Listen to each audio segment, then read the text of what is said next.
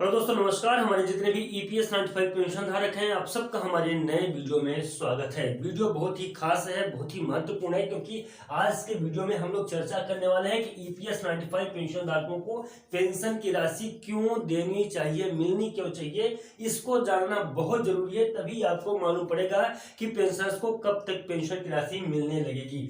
देखिए, सबसे पहले तो मैं आपको बता दूं कि जो भी पार्टियां हैं जिनके माध्यम से ईपीएस 95 पेंशन धारकों को पेंशन की राशि मुहैया करवाई जानी है, उनको यह लग रहा है कि ईपीएस 95 पेंशन धारकों को पेंशन की राशि क्यों देनी चाहिए, क्यों नहीं देनी चाहिए, उनको पता ही नहीं चल रहा है। और बहुत सारे ईपीएस 95 पेंशन धारक भी हैं जिनको ये नहीं पता है कि ईपीएस 95 पेंशन धारकों के लिए अभी तक में क्या क्या हो चुका है और कौन कौन बोल चुके हैं कि ईपीएस 95 पेंशन धारकों को पेंशन की राशि देनी चाहिए। मैं इसके लिए नहीं बोल रहा हूँ कि उनकी उम्र ज्यादा हो चुकी, वो कहीं काम नहीं कर सकते हैं, वो कहीं नौकरी करने के लायक नहीं है, उनका कोई सम्मान उनका एक अपना सम्मान होता है, इसलिए उनको पेंशन की राशि देनी चाहिए। ये सब तो बाद में हम लोग बात करेंगे, डिस्कस करेंगे। इसके ऊपर मैं वीडियो बहुत सारा बनाता हूँ, बहुत कुछ देखता भी हूँ। मैं आज इसके ऊपर वीडियो बना रहा हूँ कि ईपीएस 95 पेंशन धारकों के पेंशन में वृद्धि क्यों होनी चाहिए इसी साल इसी महीने में, क्योंकि अभी तक में जितनी भी पार्टियां आई हैं सबने ईपीएस 95 पेंशन धारकों के पेंशन वृद्धि से संबंधित बातें की हैं। टोटल 1 2 3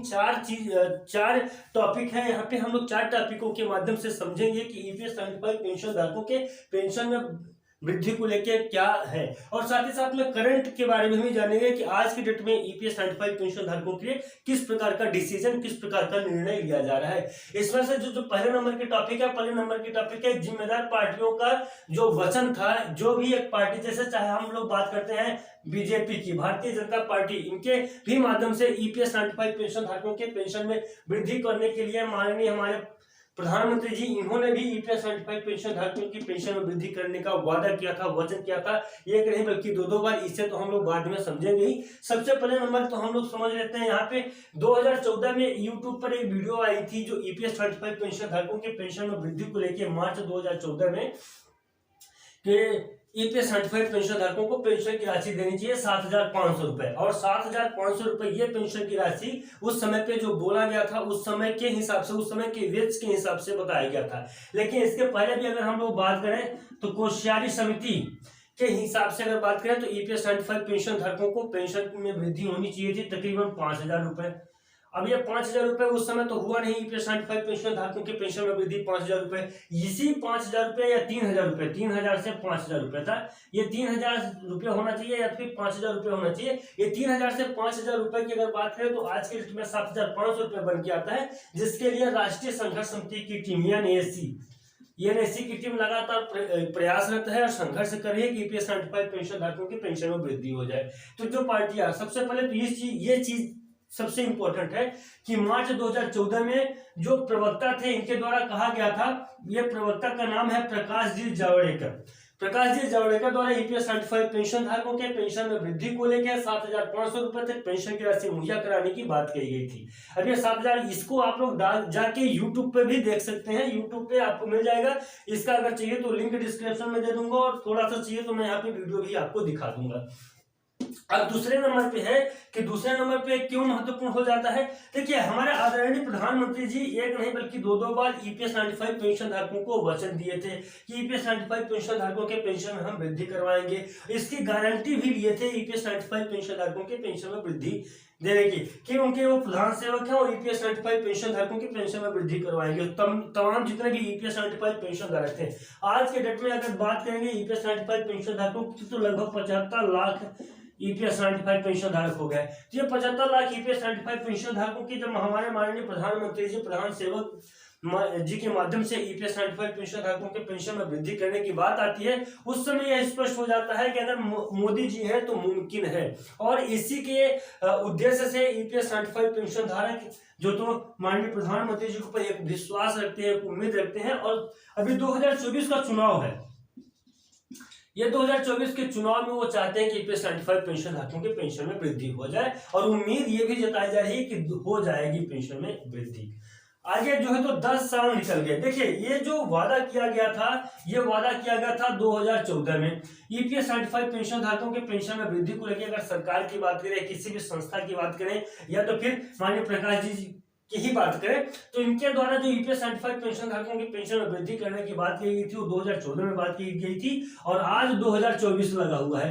यानी कि अगर इन दोनों की बात करेंगे तो 10 साल हो चुके हैं और 10 साल में अभी तक ईपीएस 95 पेंशन धारकों की पेंशन में वृद्धि नहीं हुई है।